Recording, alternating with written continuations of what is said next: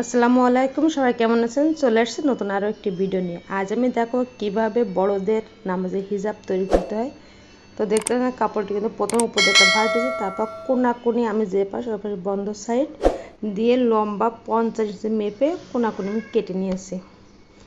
তো দুই পাশে কিন্তু কোনাকুনি হয়ে 50 কেটেছি, কেটে আমি নিচে যেটা এক কালার অংশ দেখছেন এখান থেকে কিন্তু আমি মাপ নিব। তার জন্য আমি আলাদা একটা কাপড় নিয়েছি, যে কাপড়টি দুটো ভাঁজ করে উপর দিয়ে বসিয়ে দিয়েছি। দিয়ে আমি এখন ওই কোনাকুনিভাবে কিন্তু এটাও ঠিক একইভাবে কেটে নিব। তো এইভাবে ভাঁজ করে নিয়েছি।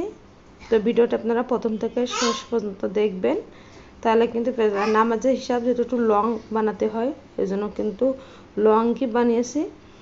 আর এটা কিন্তু বানাতে আপনার 3.5 গজ কাপড় লাগবে। আপনি গজ কাপড় যেটা 2.5 হাত বহর আছে আপনি ওটাই কিনবেন, তাহলে কিন্তু খুব সহজে একটা নামাজের হিজাব বানাতে পারবেন। তো দেখতে পাচ্ছেন আমি এখানে দাগ দিয়ে নিয়েছি কোনাকুনিভাবে, কিন্তু এখানে উপর কোনা থেকে 50 ইঞ্চি পর্যন্ত নিয়েছি। আর সেলাই করে আমার 49.5 অথবা 49 থাকবে। তো আমার কাটা কমপ্লিট হয়ে গেছে। আমি এখন উপরে যে মাথার উপর একটা পটি বসবে আমি সেটা কেটে নেব। তার জন্য আমি কাপড়টি প্রথম দুটা ভাঁজ করে নিয়েছি, তার উপর আমি আরও একটি ভাঁজ করে নিয়েছি। ভাঁজ করে নিয়ে আমি লম্বায় 5 ইঞ্চিতে দাগ দিয়ে নেব।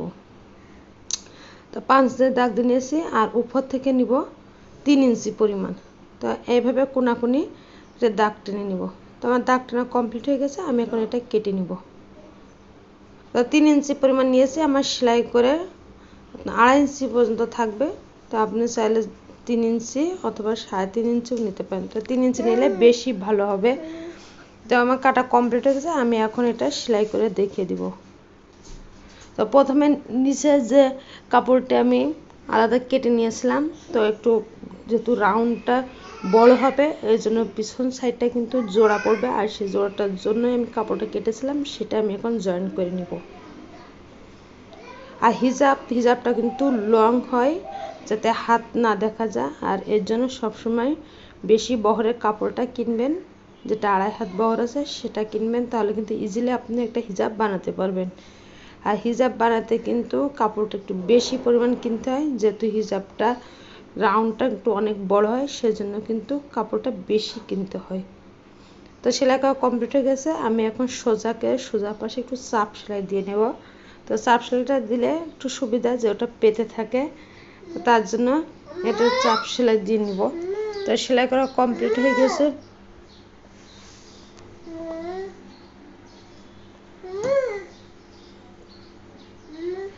তো আমি এখন চাপ সেলাইটাও দিয়ে নিয়েছি, দেখতে পাচ্ছেন চাপ সেলাইটাও প্রায় হয়ে গেছে। চিকন করে কিন্তু চাপ সেলাই দিতে হবে, বেশি চওড়া করতে না। আমি এখন সামনে যে পাশ আমার মুখ হবে, অর্থাৎ মুখের উপর দিয়ে হিজাবটা বসবে, তো সেটাই মাপ নেবা। আর সেটা কিন্তু 10 ইঞ্চি পরিমাণ নিয়েছি।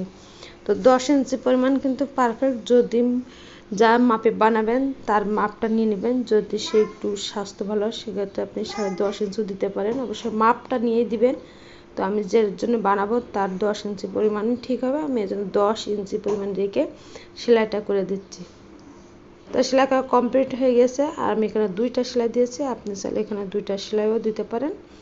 এখন আমি উপরে যে মাথার উপরে যে পটিটা বসবে আমি তার জন্য একটু চিহ্ন দিয়ে নিয়েছি, নিয়ে আমি হিজাবের যে কাপড়টা সেটা কিন্তু উল্টা পাশে রেখেই আর পটি কাপড়টা আমি ভিতরের দিকে ঢুকিয়ে নিচ্ছি। দেখতে পাচ্ছেন এইভাবে কিন্তু ঢোকাতে হবে। আর যে দাগটা দিয়ে নিয়েছি আর পটির কাপড়ে একটু চিহ্ন দিয়ে নিয়েছি, এভাবে মাঝ বরাবর রেখে সেলাইটা করতে হবে।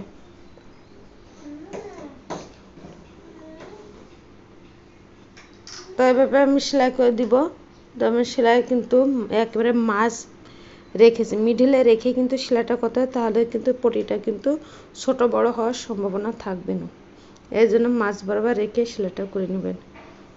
তো এক পাশ কিন্তু আমি সেলাই করে নিয়েছি, যেহেতু আমি মাঝখানে রেখে সেলাইটা করবো এই জন্য আমি এক পাশ আগে সেলাই করে নিয়েছি। আমি ঠিক একইভাবে অপর পাশটাও সেলাই করে নেবো। আর এটা অবশ্যই 2টা সেলাই দিব। 2টা সেলাই দিলে কিন্তু সেলাইটা মজবুত হয়, সেলাইটা কিন্তু খুলে যাওয়া বা ছিঁড়ে যাওয়া কোনোটাই সম্ভাবনা থাকে না। এর জন্য আপনারা যখন সেলাই করবেন 2টা সেলাই দেওয়ার চেষ্টা করবেন, তাহলে কিন্তু সেলাইটা ভালো হবে। তো এভাবে আমি দুই পাশে একভাবে সেলাই করে নিচ্ছি। হিজাব বানানো কিন্তু একেবারে সহজ, একবার দেখলেই কিন্তু পাওয়া যায়। আর চেষ্টা করবেন প্রথম থেকে শেষ পর্যন্ত দেখা, তাহলে খুব সহজেই পেয়ে যাবেন। যেহেতু নামাজের হিজাব একটু বড় করে বানানোর চেষ্টা করবেন। তো গলা পট্টিটা আমার বসানো কমপ্লিট হয়ে গেছে, আমি এখন এটা সোজা করে নিব।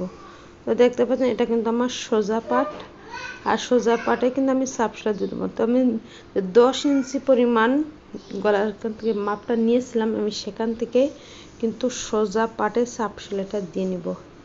এটা কিন্তু আমার সোজা পাট, আমি যেটা সেলাই করছি এটা সোজা পাট, আর এই সোজা পাটটাই আমি উপরে রেখে সাপ সেলাইটা দিয়ে নিচ্ছি। অবশ্য সোজা পাটে সাপ সেলাইটা দিতে হয় সবসময়, এটা লক্ষ্য রাখবেন। সোজা পাটে সাপ সেলাই দিলে কিন্তু অনেক সময় কি হয়, ভাঁজ হয়ে যায়, সেটা কিন্তু আর হয় না। এই জন্য সোজা পাশ দিয়ে সাপ সেলাইটা দেওয়ার চেষ্টা করবেন। এই হিজাবটা বানাতে কিন্তু বেশি সময় লাগে না, খুবই অল্প সময়ে কিন্তু নেওয়া যায়। ভিডিওটি প্রথম থেকে দেখবেন, তাহলে সহজে পেয়ে যান। আর ভিডিও ভালো লাগলে অবশ্যই সাবস্ক্রাইব করবেন, কেমন হয়েছে সেটা কমেন্টস করে জানাবেন।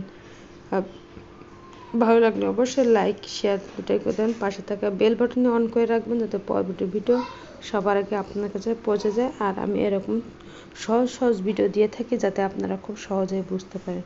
তোমার সেলাই করা কমপ্লিট হয়ে গেছে, আমি এখন নিচে যে ঘেরটা আছে আমি সেটা সেলাই করে নেব।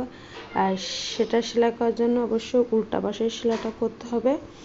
উল্টা পাশে রেখে আমি 1/2 ইঞ্চি করে সেলাই করব। তো প্রথমে চিকন করে একটু ভাঁজ দিয়ে নিচ্ছি, তার উপর আমি আরও একটু ভাঁজ দিয়ে নেব। ঠিক এইভাবে ভাঁজ করে পুরো রাউন্ডটাই আমি সেলাই করে দিব। চাইলে আপনারা এখানে লেসটাও বসাতে পারেন, তো আমি এখানে লেস দিইনি, আমি ঘেরটা কিন্তু অনেক বড় করে দিয়েছি আর লং বানিয়েছি, এই জন্য আমি এখানে লেসটা দেয়নি। চাইলে আপনি লেসটাও দিতে পারেন। তো ভিডিও ভালো লাগলে অবশ্যই সাবস্ক্রাইব করবেন, কেমন হয়েছে কমেন্টস করে জানাবেন। এতক্ষণ আমার সাথে থাকার জন্য সবাইকে অসংখ্য ধন্যবাদ। সবাই ভালো থাকবেন, আবার দেখা হবে নতুন আরও একটি ভিডিও নিয়ে। আল্লাহ হাফেজ।